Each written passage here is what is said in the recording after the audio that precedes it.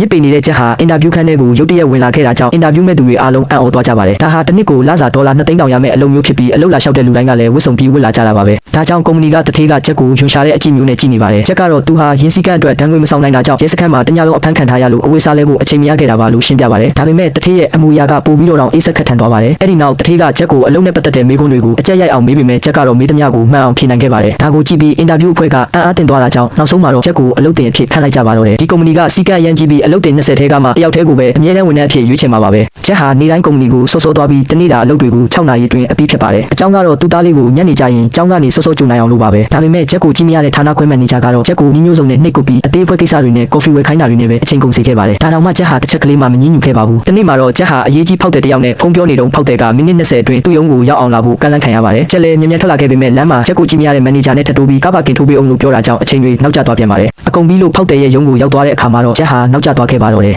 ကန်ဆိုးတာကတခုတည်းတင်မဟုတ်ပါဘူးချက်ရင်းနှီးထားတဲ့ရောင်းကုန်ပစ္စည်းလေးကလည်းပျက်စီးသွားတာကြောင့်ရောင်းမရအောင်ဖြစ်သွားပါတော့တယ်ဒါကြောင့်ချက်တဲသွားတဲ့ချက်အတွက်အလုပ်တင်ကာလမှာလစာလည်းမရတာကြောင့်အိမ်လက်ခမပေးနိုင်တော့ပဲအိမ်ရှင်ရဲ့နှင်းထုတ်ခြင်းကိုခံလိုက်ရပြီးတားဖာ2ယောက်လုံးလမ်းဘေးမှာအိတ်ခဲ့ရတယ်လို့တညလုံးကိုအများဆုံးအိမ်သားထဲမှာဖြစ်တန်းခဲ့ရပါတယ်ဒါပေမဲ့လည်းနောက်တစ်နေ့မှာချက်ဟာအလုပ်ကိုပုံမှန်သွားခဲ့ပါတယ်အလုပ်ဆင်းရင်တော့တားဖြစ်သူကိုကျောင်းကနေကြိုပြီးအိမ်ရမဲ့ကေဟာလေးကိုခေါ်သွားပါတယ်တားလေးအိတ်ပျော်သွားတဲ့အခါကျမှချက်ဟာသတင်းပေါက်ကလာတဲ့အလင်းရောင်လေးနဲ့သူ့ရဲ့ရောင်းကုန်ပစ္စည်းလေးကိုပြုပြင်ရင်အလုပ်ကစားတွေကိုလေ့လာခဲ့ပါတယ်ချက်ဟာနေ့ဘက်မှာအလုပ်ကိုစူးစမ်းပြီးညဘက်မှာတော့ကေဟာမှာအိတ်ဆရာနေရာရဖို့တိုက်ပွဲဝင်ရတယ်လို့တစ်ဖက်မှာလည်းအစွမ်းကုန်စားတွေကိုလေ့လာခဲ့ပါတယ်နောက်ဆုံးမှာတော့ချက်အတွက်အဆုံးဖြတ်ပေးမဲ့စာမေးပွဲနေ့ကိုရောက်လာပါတယ်ဒါပေမဲ့ချက်ကတော့စာမေးပွဲကိုမြင်မြန်ဆန်ဆန်ဖြေဆိုနိုင်ခဲ့ပါတယ်အဲ့ဒီနောက်စာမေးပွဲဖြေပြီးလို့ကုမ္ပဏီကနေထွက်လာခါနီးမှာတထေးဖြစ်သူကချက်ကိုတားပြီးတက်ဆီကားအတွက်$9ခဏချေဖို့ပြောလာပါတယ်လူအများစုအတွက်တော့$9ဟာဘာမှမဟုတ်ပေမဲ့ချက်အတွက်ကတော့ဒါဟာသူ့လက်ထဲမှာရှိသမျှအကုန်ပါပဲဒါပေမဲ့လည်းချက်ဟာတုံဆိုင်ခြင်းမရှိဘဲထုတ်ပေးလိုက်ပါတယ်ပြီးတော့ချက်ဟာဆေးရုံကိုသွားပြီးတွေးရောက်ကရလာတဲ့ပတ်စံနဲ့ရောင်းကုန်ပစ္စည်းလေးအတွက်လိုအပ်တဲ့မိသီးတွေကိုဝယ်လာခဲ့ပါတယ်အဲ့ဒီညမှာပဲချက်ရဲ့အကြာကြီးပြက်နေခဲ့တဲ့ရောင်းကုန်ပစ္စည်းလေးဟာလင်းထိန်လာပြီးကေဟာရဲ့အမောင်ထုကိုဖျက်ကျော်နိုင်ခဲ့ပါတယ်မကြခင်မှာပဲချက်ဟာအဲ့ဒီဆက်ပစ္စည်းကိုရောင်းချနိုင်ခဲ့ပြီးအခက်အခဲတွေကိုကြော်ဖြတ်ကာမိုးတယ်တစ်ခုကိုပြောင်းရွှေ့နေထိုင်နိုင်ခဲ့ပါတယ်